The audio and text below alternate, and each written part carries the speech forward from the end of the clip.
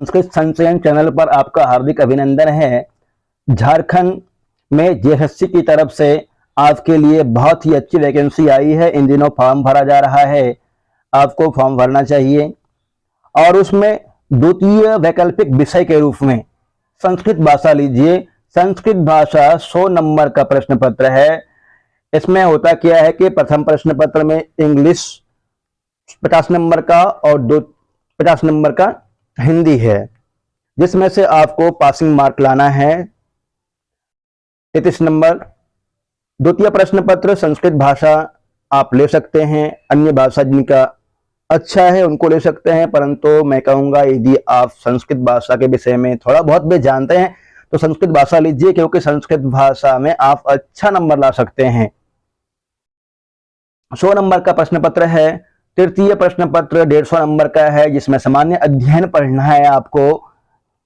संस्कृत भाषा में पढ़ना क्या है, कई साथी डरते हैं कि संस्कृत भाषा लेंगे तो हम कैसे पढ़ेंगे। मैं आपको बता दूं, संस्कृत भाषा यदि आप वैकल्पिक भाषा के रूप में लेते हैं तो मैं आपके साथ में हूं, मैं आपकी अच्छी तैयारी करवा दूंगा। आप बेफिक्र होकर के संस्कृत भाषा लीजिए और आइए मेरे साथ में तैयारी कीजिए। इसमें हमें पढ़ना होता है भाषा विज्ञान। प्रथम नंबर पे दिया है भाषा विज्ञान। भाषा विज्ञान में बताया गया है कि संपूर्ण विश्व के भाषा परिवार को देवेंद्रनाथ शर्मा ने 18 परिवार में बांटा है। 18 परिवार में बांटने के पश्चात 18 परिवार में और भूखंडों में बांटा है। यूरेशिया भूखंड, अफ्रीका भूखंड, प्रशांत महासागर भूखंड और अमेरिका भूखंड, 4 भूखंडों में और 18 परिवारों में बांटा है। तत्पश्चात आकृति मूलक वर्गीकरण और पारिवारिक वर्गीकरण श्लेगल ने किया है। भारोपीय परिवार जो कि भारत में भाषा बोली जाती है और इसके अंतर्गत जर्मन, बाल्टो, स्लाविकी, आर्मनी, अल्बानी इत्यादि भाषा है। उसके विभाजक प्रोफेसर अस्कोली है, इन्होंने 1870 में विभाजन किया था। भारोपीय परिवार का विभाजन हो जाता है सतम वर्ग और कैंटुम वर्ग में। भारोपीय परिवार श्रेष्ठ योगात्मक परिवार है। सतम वर्ग में 4 भाषाएं हैं, कहीं कहीं 5 मानते हैं, तो जेएसएससी ने 5 माना है, 5 मान के चलिएगा। भारत, ईरानी, बाल्टो, स्लाविक, आर्मेनी, अल्बानी। कैंटुम वर्ग में भी 5 भाषा है, ग्रीक, केल्टिक, जर्मनिक, इटालिक, हिट्टायत।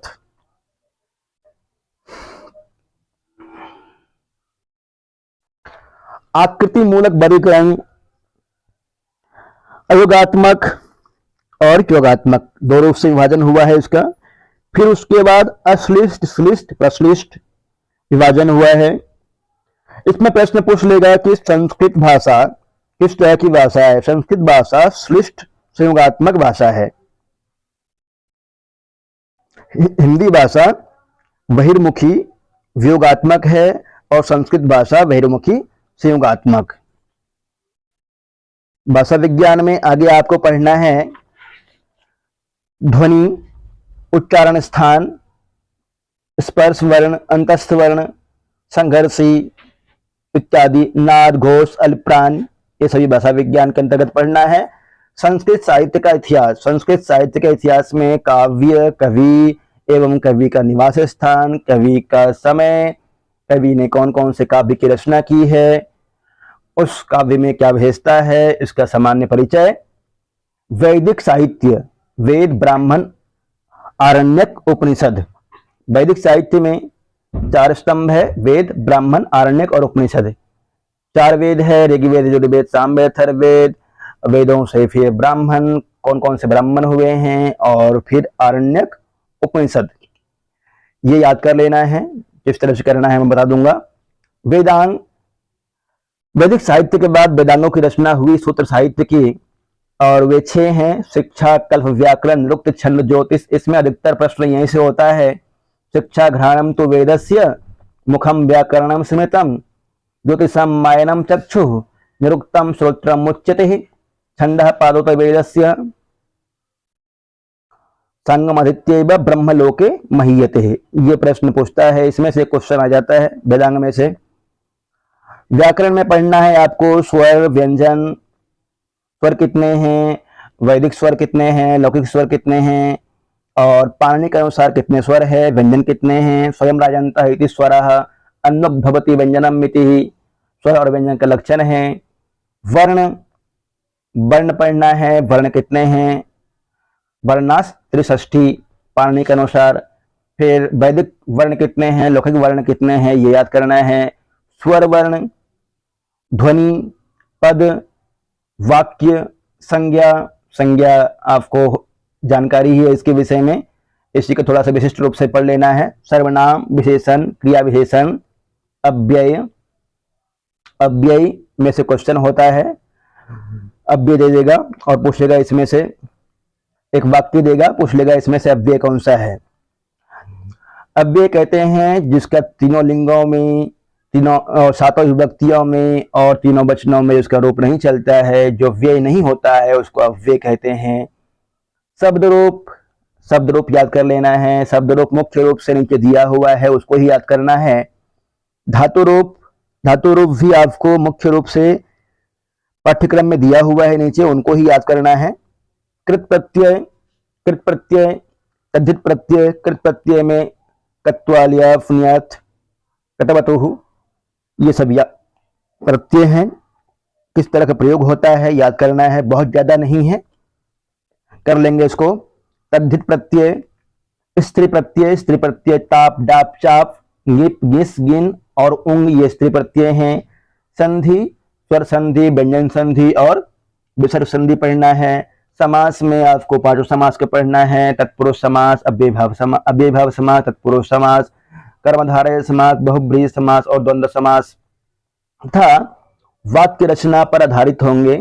वाक्य लेंगे, उसमें से प्रश्न पूछ सकता है कि इसमें से कौन सा समास है, एक शब्द को लेकर के प्रत्यय पूछ सकता है। पूर्व मेघ, पूर्व मेघ कालिदास की रचना है, इसमें पूर्व मेघ में 63 श्लोक है, 63 श्लोक कुछ प्रक्षिप्त माना गया है 5 श्लोक को, तो 63 श्लोक है।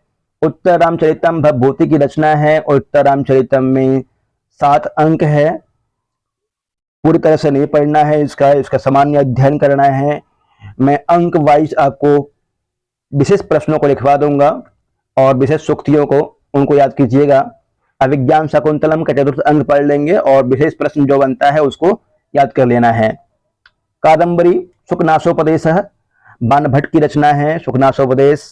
तारापीड़ का पुत्र है चंद्रापीड़, जो कि जिसका राज्याभिषेक होना है, राज्याभिषेक के पश्चात सुखनास उपदेश देता है। शिशुपाल वधम, भिक्षुपाल गलत टाइपिंग हुआ है यहाँ पे, शिशुपाल वधम है। शिशुपाल वधम माघ की रचना है, इसका प्रथम सर्ग पढ़ना है। शिशुपाल वधम में प्रथम सर्ग, शिशुपाल वधम के प्रथम सर्ग में 75 श्लोक है, उसको पढ़ना है। कीर्तार्जुनियम प्रथम सर्ग, कीर्तार्जुनियम के प्रथम सर्ग में 46 श्लोक है, वो पढ़ लेना है। तथा शिवराज विजय ग्रंथों से भी बहुवैकल्पिक प्रश्न पूछे जाएंगे। अंबिका दत्त व्यास का शिवराज विजय है, इसको भी पढ़ना है, यहाँ से प्रश्न होंगे। शिवराज विजय ऐतिहासिक ग्रंथ है।